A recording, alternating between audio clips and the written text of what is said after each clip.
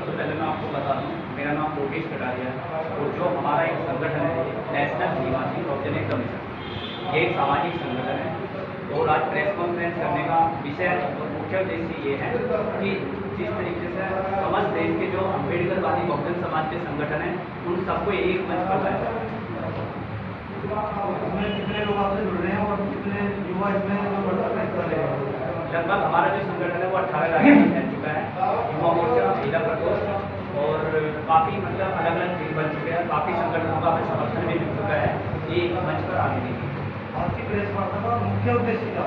आज की प्रेस वार्ता का मुख्य उद्देश्य है कि आने वाले समय में जो 2022 का जो टारगेट आ रहा है, हमारा उद्देश्य है कि सभी संगठन मिलकर सत्ता पाने का कोशिश करें और सत्ता अपनी जो बहुजन समाज पार्टी है उसे मजबूत करने का सभी लोग प्रयास करें, सभी संगठन।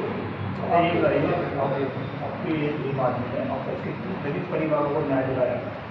देखो, मैं किसी पर कटाक्ष नहीं करना चाहता, बट सच बोलने में मुझे प्रॉब्लम भी, हम लोगों को प्रॉब्लम नहीं है। सच पूछो तो केवल जो ये भीम आर्मी का जो नाम आया है ये आज़ाद समाज पार्टी है, जो भाजपा भी कहा जाता है। ये केवल बीजेपी का बनाया हुआ एक प्लान है ताकि आने वाले समय में बीएसपी को कमज़ोर करने के लिए और बहनजी को खत्म करने के लिए ये प्रोडक्ट तैयार किया गया है। आप मेरे मुद्दे से बता रहे, मैंने क्या पूछा कोई चला? जी जी बताइए। मैंने ये पूछा आपकी भीम आर्मी हमारी परिवारों को न्याय दिला सकती है।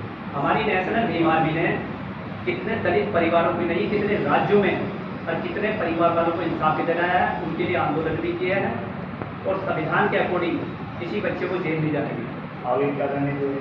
आगे की रणनीति ये है कि हमारे संगठन का उद्देश्य है कि पूरे देश में जो हमारे समाज के लोग हैं, बहुजन समाज के बच्चों को शिक्षा की ओर ले जाया जाए, नशे से और गलत कार्यों से बचाया जाए और गांव-गांव में भीम पाठशाला चलवाई जाए और जिन बहन बेटियों की शादी नहीं हो पाती आर्थिक तंगी की वजह से उन बेटियों की शादी कराया जाए। और आगे के लिए जो सत्ता के मामले में है तो बहुजन समाज पार्टी को मजबूत करने का हमारा पुरजोर प्रयास रहेगा। कटारिया जी, दीपक सर शुरू करो। इधर देखो क्या है। जी नेशनल भीम आर्मी बहुजन एकता मिशन संगठन का आपने नाम दिया है, जरूरी क्यों? देखो, जरूरी नेशनल भीम आर्मी यानी कि बाबा साहब के नाम से ये आर्मी दी गई है। तो हम किसी भी, ये संविधान में लिखा हुआ है, संविधान में ये चीज़ है कि आप किसी के नाम से भी संगठन बना सकते हैं जो लीगल है, अनलीगल पे नहीं। आप अपने संगठन के माध्यम से सीधा सीधा बसपा का नाम ले रहे हैं, सीधा सीधा, तो इसे संगठन कहा जाए या बहुजन समाज पार्टी कहा जाए?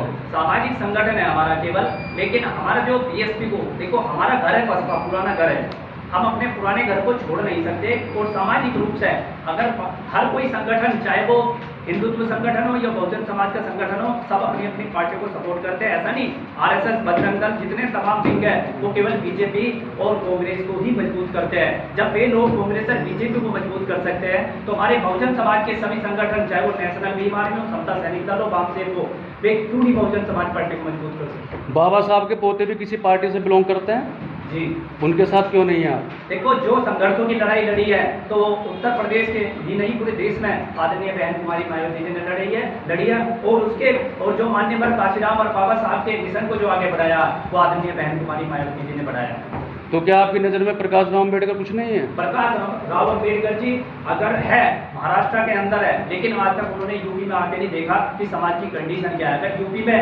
अगर यूपी में जय भीम या अम्बेडकरवाद को बढ़ावा दिया है तो आदरणीय बहन कुमारी मायावती जी ने दिया है और उनके अनुयायियों ने दिया है। अगर दलित परिवार के किसी आदमी ने कोई राष्ट्रीय पार्टी का गठन कर लिया है, इसमें आपको आपत्ति क्या है? आपत्ति ये है कि जो आदमी दिल्ली के बड़े बड़े मंचों पर खड़ा होकर बोलता था कि अगर मैंने पार्टी का गठन किया तो मुझे गोली मार देना, ऐसा कोई पैसा नहीं जो मुझे खरीद ले। और ऐसा राजनीति, किस फायदे की राजनीति जिसकी वजह से समाज के उन बच्चों के, युवाओं के भविष्य को खराब करके अगर पार्टी बनाई जाए तो सब पार्टी नहीं बोला जाता, उसे कब्रिस्तान बोला जाता है। अभी आपने कहा कि आजाद समाज पार्टी बीजेपी की बी पार्टी है। जी बिल्कुल है। मायावती ने इतनी बार बीजेपी से गठबंधन किया, इस बारे में क्या कहेंगे आप? देखो, मायावती जी की वजह से आज तक समाज के किसी बच्चे को ना तो जेल जाना पड़ा, ना किसी बच्चे का भविष्य खराब हुआ है। लेकिन इस पार्टी के बनने से, इसके बनने से पहले पता है कितने बच्चों का भविष्य खराब हुआ है, 2-4 की मौत भी हुई है और 2 अप्रैल का आंदोलन ले लीजिए। 2 अप्रैल के आंदोलन से इन लोगों को कोई संबंध नहीं था, सिर्फ पब्लिसिटी पाने के लिए इन लोगों ने प्री प्लान बीजेपी के द्वारा ये काम कराया गया था। लेकिन ये बहुजन समाज की ताकत है, बहुजन समाज पार्टी की ताकत है कि 2 अप्रैल में भारत बंद करके अब अपने अधिकारों का हनन नहीं होने दिया। और मैं एक चीज और बताना चाह रहा हूँ, तुम्हें बस वर्बली कर लो आप। सवाल जो वहाँ बताइए। देखो, आज नेशनल बीमारी बहुजन एकता मिशन में हम अपने बड़े भाई आदरणीय कटारिया जी, हमारा एक सुझाव है आपको। आप अपना संगठन चलाएं और संगठन में आप जोड़ें लोगों को, और जो सामाजिक कार्य हैं उन पर ज़्यादा ध्यान दिया जाए।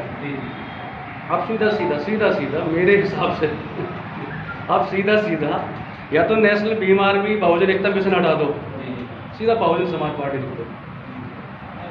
सीधा आपके बयानों में, आपके प्रेस नोट में, ये मेरे हिसाब से, मगर ये मैं रिकॉर्डिंग वगैरह जो कर रहा हूँ वो नहीं करना चाहिए। मैं आपको एक सुझाव दे रहा हूँ। अभी हमारे समाज में युवा हैं जो भटक रहे हैं, उनको आप अपने संगठन से जोड़ें। वो बात की बात है क्या करना, पहले आप अपने संगठन को।